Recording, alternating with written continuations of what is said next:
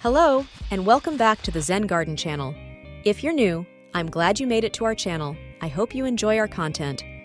Today, we look a bit more in depth into the care for Echeverias.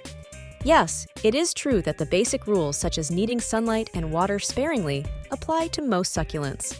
But then again, you also probably know that some of the stuff depends on the type of succulent and all the other conditions surrounding the plant. For example, if you are in a hot climate, you will need to water it more frequently than me that lives in a country that struggles to know what summer is. But as usual, before we start, let's check out the mystery plant from the previous video. Today, we have a Adenium Obesum Shada, also known as desert rose. The desert rose originates from eastern Africa to southern Arabia and is loved by many for its bright flowers and unique swollen stem. The Chinese named this plant the flower of wealth, believing it brings good fortune, and the swollen stem base represents fertility. Now, about Echeveria. My one here is the Echeveria Miranda. I recently moved her to a new spot to try and get her more light and see if she would pop up some color, but so far no results. But we do get many days where the sun hides, so I'm leaving her there for now anyways and hope for the best. With over 150 species to choose from, Echeveria are among the most popular succulents. They have rosettes that can reach up to 2 to 6 inches across on short stems with striking water-storing leaves. Echeverias usually go dormant during the winter months, and the growth occurs from May to August. Some of the signs indicating that your plant is sleeping is that it stops producing new growth completely. The leaves might turn yellow or brown and either drop or hang limply off the sides of the stem. If there are rosettes, these might contract.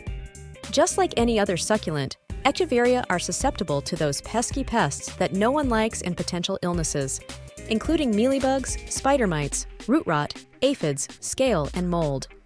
However, these plants are especially susceptible to mold growth and root rot if watered improperly. Avoid touching the leaves. Echeverias contain a white powdery coating of wax called farina. This substance is essential to the plant's well-being as it provides them with a natural sunscreen and rain protection that can help lessen the risk of root rot and sunburns. Once touched, farina does not grow back, so resist the temptation and keep those hands in the pocket. Watering, soil, and fertilizer. When it comes to water your Echeveria, you need to consider the temperature and conditions of the plant's surroundings. During the growth season, you want to keep the potting mix of your Echeveria slightly moist, which can be achieved by giving them a deep and regular watering, allowing the soil to get almost dry in between. During the dormancy period, they shouldn't be kept soaking wet for too long. Water them less sparingly, and let the soil dry out completely before giving them another drink.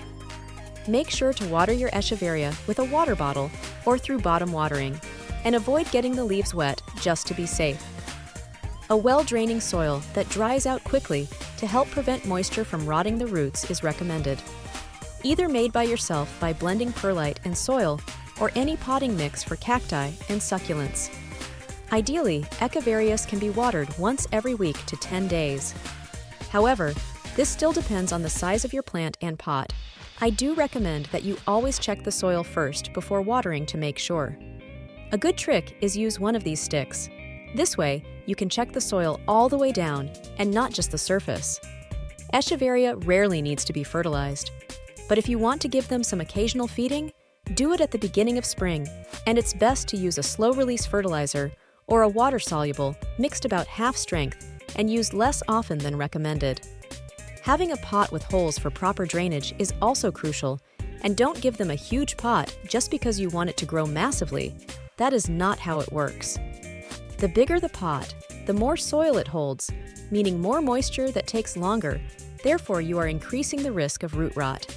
Ideally, the size of your pot should be 5 to 10% bigger than the size of your Echeveria at the surface.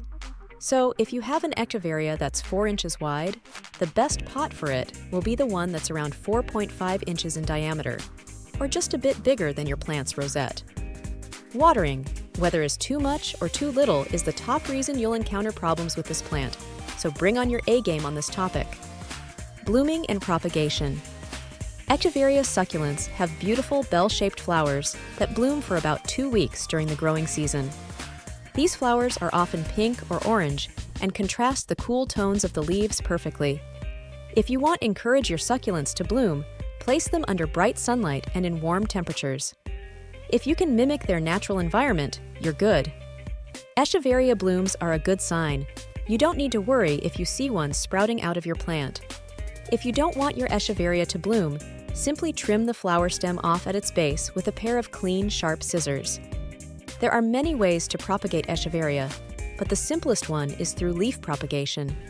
To do this, you will either need to collect leaves that have just fallen from your plant, or snip a leaf off its rosette by gently moving it from side to side until it detaches. Once you have the leaves to propagate, lay them on a tray away from direct sunlight. After a few weeks, a plantlet with roots will appear at the end of the leaves. At this point, you can stick their roots in the soil and give them a mist every few days. Eventually, the original leaves should dry up, leaving the newly formed ones behind. Temperature and light exposure. Most Echeverias prefer temperatures between 18 and 22 degrees Celsius and don't like it when it drops below 10. They are easily recognizable due to their compact rosette and charming leaves, which may be flushed with red or pink color and may even seem to glow under the right lighting conditions. So if you want to have a beautiful Echeveria all year round, provide them with plenty of bright, indirect light.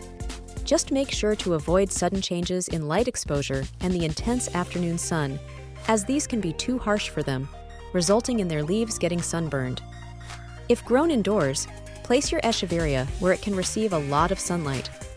Ideally, one of the best spots to display them is near a south or west-facing window, as these two spots often offer more light than north or east-facing windows.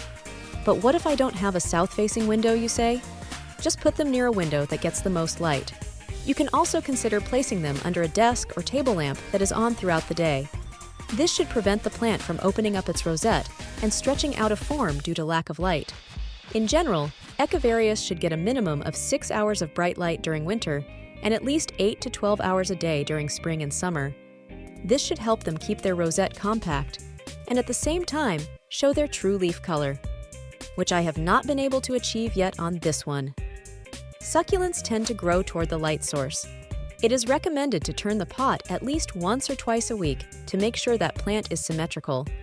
If your Echeveria begins to stretch, just continue growing it, then start fresh in the spring by simply cutting the top and rooting it as a new rosette.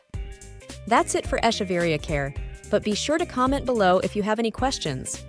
I hope you enjoyed this video. If so, do consider subscribing our channel for more. Before we go, let's check out a new mystery plant. Can you guess it this time? Drop your suggestions in the comments below and stay tuned for the reveal on the next video. See you soon!